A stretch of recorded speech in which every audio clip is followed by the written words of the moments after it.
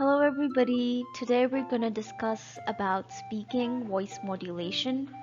I'm Herleen and I'm from Lark Immigration. So let's get started. So the ways in which you can improve speaking are as follows. You should be loud and clear. Practice variation in tone for expressing feeling. Use intonation, stress on words. Use natural pauses. Avoid ahs and ums. Sound enthusiastic and confident. Importance of stress on certain words. When you put emphasis on certain words, you not only draw your audience's attention, but also communicate the accurate meaning of your speech. For example, Tom had a car surprisingly means not Tom, not anyone else had a car.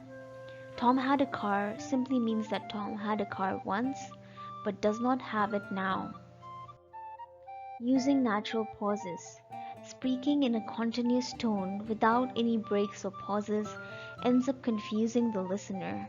So communicate to kids how pauses are one of the most important voice techniques for public speaking. Show them how long a pause should be in different scenarios. Teach them how to use commas and full stops while speaking. Avoid fillers. Ah, This can really irritate the audience while listening to the speaker if he tends to keep on adding fillers like ahs and ums over and over again.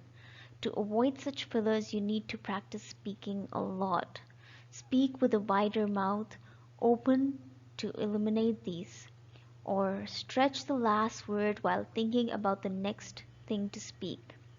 Add linkers or conjunctions instead of these you have and you will have time to think for the next one.